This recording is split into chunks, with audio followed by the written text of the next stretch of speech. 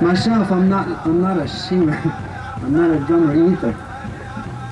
But I do dance sometimes.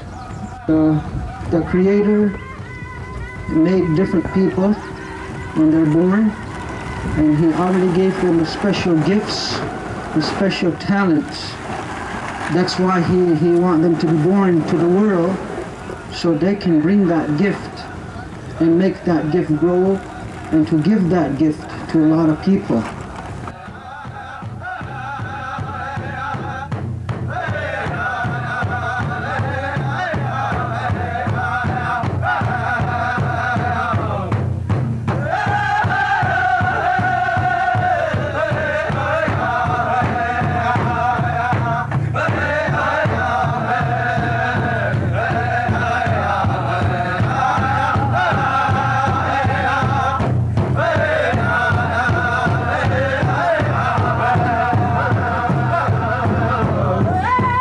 Then I went to see the Crees and out west and north and Dakotas and the South Dakota and North Dakota. All the Hopis in Arizona. I understand that we almost have the same kind of understanding, the same kind of teaching as far as the drum goes. One time I heard one elder from here, he's dead now, he passed away. One time when I was a teenager, which was just a few years ago, he told me something one time, and I was surprised, because I didn't hear many people say that before, but I've seen a lot of people use the drum. This is what he told me. He says that drum, he says the water drum, that one we use here in the Mohawk country, is a water drum. And there's different sizes, some is bigger ones for different kind of a ceremony. and there's certain ones that's used for fun and stuff like that. And this is what he told me. He says that drum, he says, is living. The drum is alive. The drum, he said, is just like you and just like me, he said. That drum is a human being too, he said. If you understand what he means. It's living, that drum. He says the Creator gave that to our people when the world was new, brand new. He said it's the same thing, he says, when the Creator put the people on the earth here. And then the Creator, what he did is he put the people on the earth, so he doesn't want the people to get lonesome. And he doesn't want the people to get bored with life. So the Creator, he says, so I made the birds, he said, and I pushed the birds into the air. And those birds is going to fly next to your head as you're walking around on a field or walking around this earth. The birds, all kind of birds, little ones, big ones, and all size birds, they all have a different tune, a different song. Just like we could hear it through the birds, they're talking, they're singing. Different ones, it's got different tune, different kind of effect to you. He said, so the people won't get lonesome. And so the people will always be energetic and always be alert and always be on their toes. They must have a song. They must have something to make them feel good, to make them spiritually feel nice. So he says, I let the birds go so the people won't get bored to death of lonesome. And the birds is going to sing. And when they sing all different kind of songs, they're going to shake up our mind so we won't get bored with life. So that we have good positive thoughts about the day that we will be walking the earth every day. So them birds that we are hearing right now is one of the oldest law from the beginning when the world was first made and when the people was first placed here on this earth and made. That's where that song comes from. And that drum is living. It's the human being, that drum.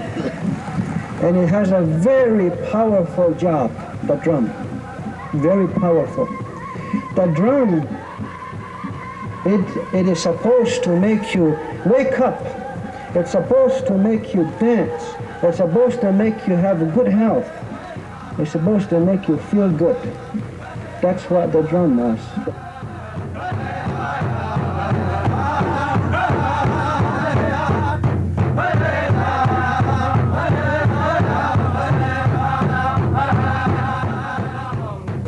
One time, this older man, he's passed on now, he says, you must not just pick up the drum and start playing with it and go like this and hit it. He said, don't do that. And I say, how come? You know what he told me? He says, in my language, he says, that's what he said. That means you're going to scare that drum. You're going to scare the one that's in the drum. If you just pick the drum up and start hitting it. He said, by rights, he said, what are we supposed to do before we're going to touch the drum? He said, you should have a good hit and a good feelings and a good mind before you go next to the drum. Before you even touch the drum. That means you should fix things between the Creator and yourself. In our language, they say, you fix things up. It's not only at the ceremonies you do that, it's even when you sing a song. Always carry a good mind, day and night. So only those people that carries a good mind can touch the drum, supposed to be by the law of the original. Pure.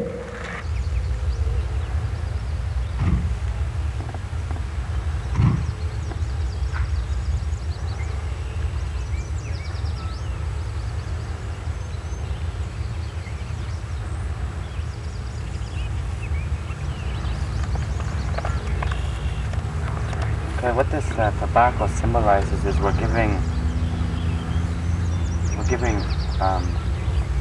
thanks to the Great Spirits for the songs they have passed down to us from generation to generation. It's our way of saying thank you, and that we sing these songs with good feeling. You make words for the one that lives in that drum, the spirit that's inside that drum, because there's a living things in there. And first you give your greetings and your acknowledgement to that drum and to the Creator, and then you can start to play the song, a beautiful song for the people. And if you follow that rules, the old-time rules, the original rules, they said that drum is like a magic. That drum you're holding has the power that it will even penetrate right to the middle of the earth. It will be such a power that it will penetrate to the furthest star in the sky. And the bird that flies in the woods everywhere is going to hear that drum. Even the fish that's running in this river right here, if you prepare right, you will have a power when you sit to that drum that even the smallest fish and the biggest fish in the river is going to hear your drum. And he's going to be so glad to hear the drum that he's going to help you, the fish and the bird and this Mother Earth and the sky and the star, everything. You know, when they did opening prayer to open this day, remember how the things, I don't know if they translate into English or not.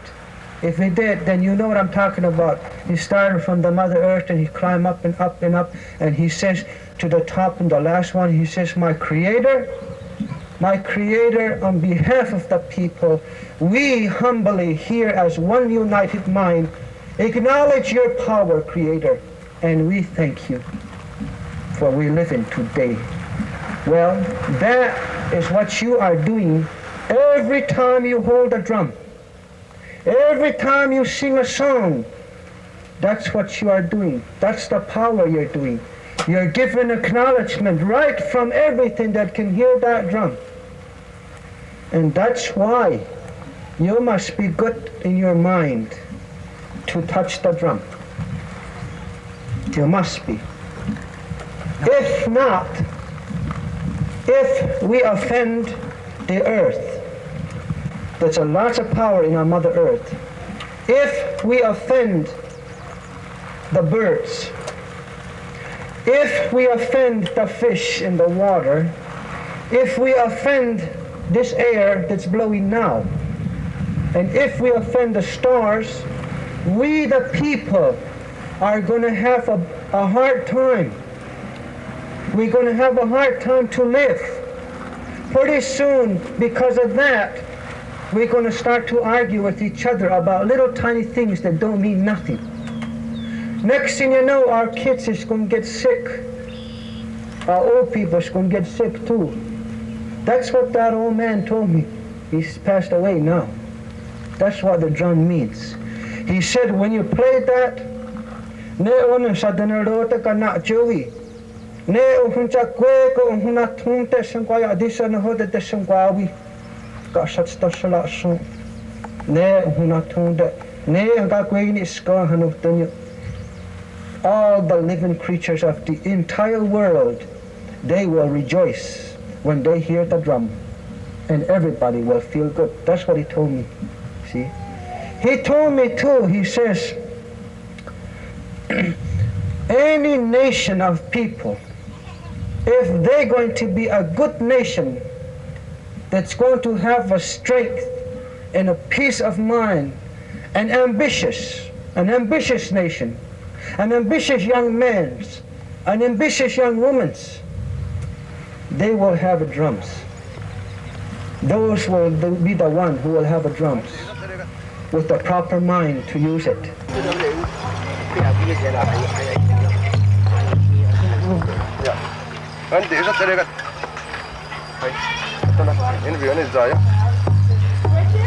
Oh. So you came from a long way, eh? Where are you from? Port Apache, Yeah? White Mountain Apache. So tell us about the drum, like what's in there, and I know this is a hide. This is the deer hide, and there's water in there, and turquoise, full color of turquoise in there, and there's supposed to be a deer hide around, but now I use different, I see. You got a full points out of here too. Oh, yeah. This one is a drumstick for special for those for the drum, you know. Different kind of stick too. And these drums, like, once they're wet, like You have to wet it before it gets to make more sound. Yeah. That's why. If it's like the way they use is dry, you don't have to have a different sound that way. Oh, yeah. Yeah, you have to sing different sound that way. No. This was dry. Well, I sing for every dancer, even war dance, and then crown dance, social dance. I sing just about everything for the dancer. I see. We use turquoise when we pray, see, and that's why the purpose of the earth was created with water, and that's why we use turquoise in there to make it send a message all over the world. I see. Yeah. Well, thank you very much. Yeah.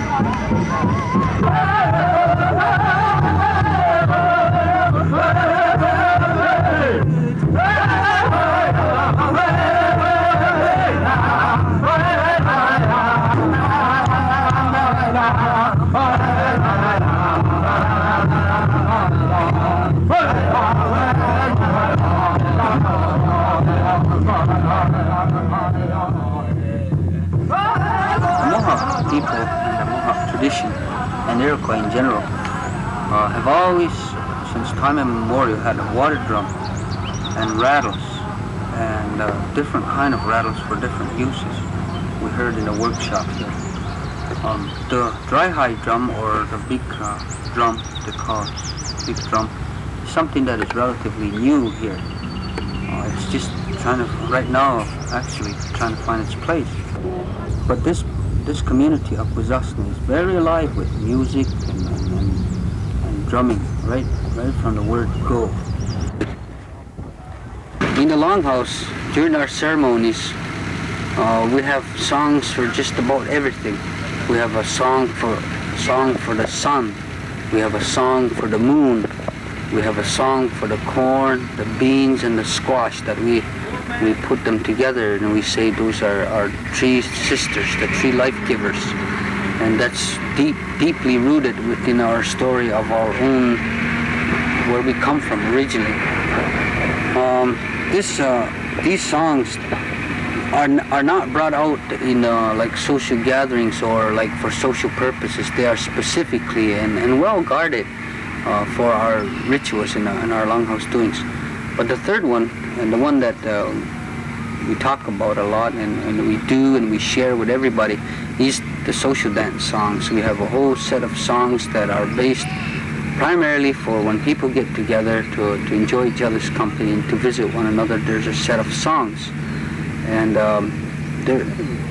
as elders were talking today and yesterday, their reason or their purpose is to record history, to record spiritual history, to record events that have happened in the time of Iroquois through the music, so that you take, for example, one song and to the singers it has a special meaning where that song came from.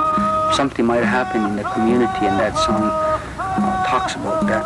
So on the surface, to most of the people, it's just a social dance song, but to the singers and to the elders and the people who know and feel for the land, it's much, much more, like the rabbit dance or the fish dance. To us, it's a direct expression of appreciation for the fish life, but it's done in a social setting. So today, like when we travel up north among Indian nations, every direction, we like to share our songs, but we do sit down with other singers and other performance of drums.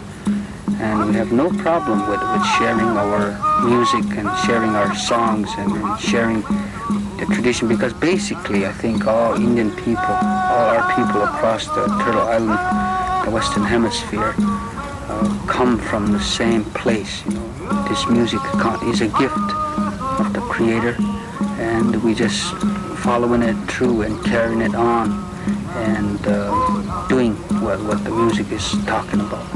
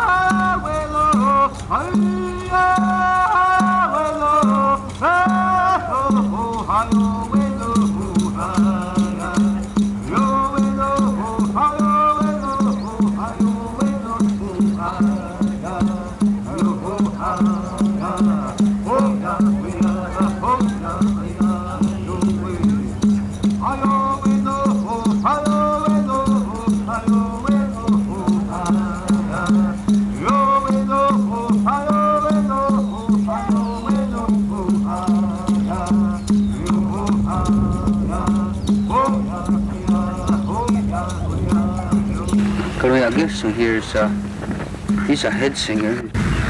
He brought with him the water drum. Maybe you could start with explain about water drum and rattles, and then get into the dry hide drum. The place to start is that the water drum that the Iroquois people use is generally made from either a pine or basswood that would be hollowed out, and there would be just so many thicknesses left at the bottom which would enable the sound. It produces the sound, plus the rawhide that we use, usually a buckskin that would be soaked and stretched over the top with a supporting band, and that's usually made from white ash or a black ash, such as they use in basketry. It's wrapped so it'll keep it down tight. And the tighter the sound gets, the higher the sound it'll produce. Or if it's, dampened more, it'll produce a lower tune. And the singer, he could adjust his tone of voice to that. And these here drums come in various sizes, such as this one. This is a little bit smaller. I've seen some even smaller yet. And for different specific gatherings or ceremonials, they may use a much larger water drum.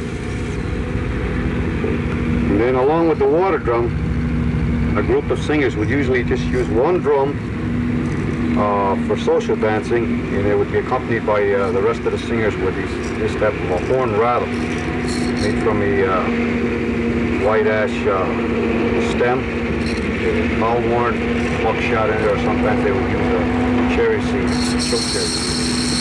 And that's the type of song that would be.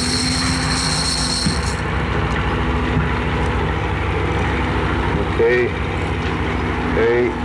A thing I might like to mention also too is that the songs, the values of the songs, I should say, that pertain to music or native music, is that Francis mentioned recording events or being able to have a continuation of these things.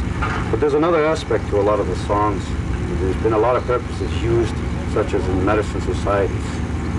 The sound that a particular instrument and a particular person's voice quality. For example, if it was used for an area of, say, psychology, okay, that a specific sound would affect the person, a patient, and perhaps it would bring them out of a state of burden or a state of sorrow and enlighten their spirit. There was a time here in Akwesasne where a drum wasn't as visible as it is today, and our visitors, the white people, the governments and the church, the missionaries, devised ways to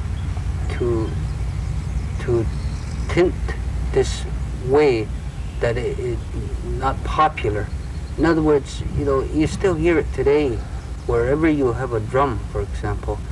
People think bad things about it. For example, they never identified this drum the right way. Non-Indian people who knew would say war drum, or they would say things. It's not a war drum; it's a peace drum. It's a drum that brings people together for good things, for peace and for friendship and all that. So here in Akwesasne, it's been a struggle to keep it. The dry drum, what is called the dry drum, or the southwest or western drum, as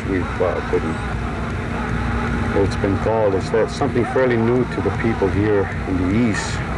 And the philosophy of this drum, the way I understand it, was to always bring people together to enjoy themselves, to hype.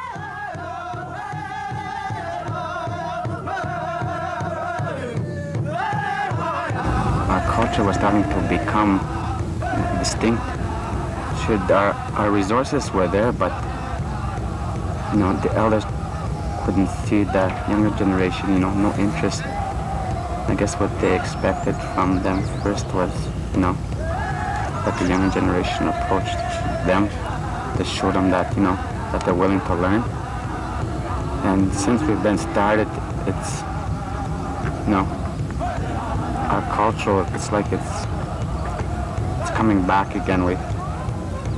It makes us feel like we have something worth living for now in our area, and the elders also feel, proud that this is happening.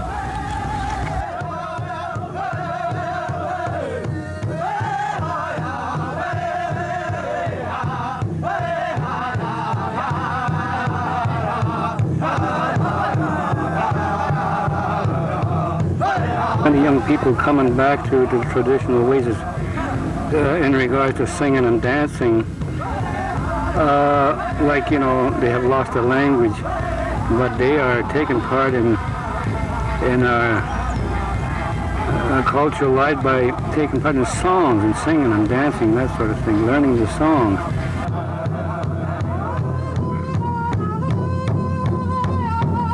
When we do lose our way of life, I think that will be the last to go, is the songs. Let's see, I think that's the last to go.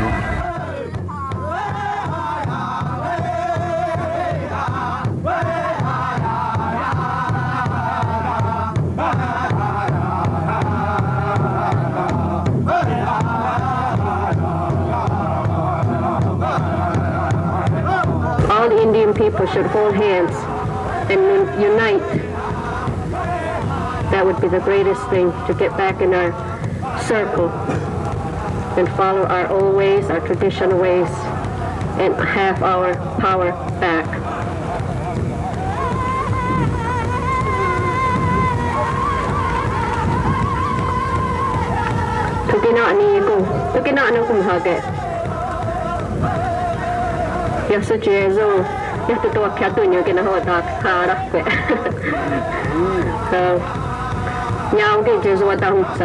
Thanks for listening.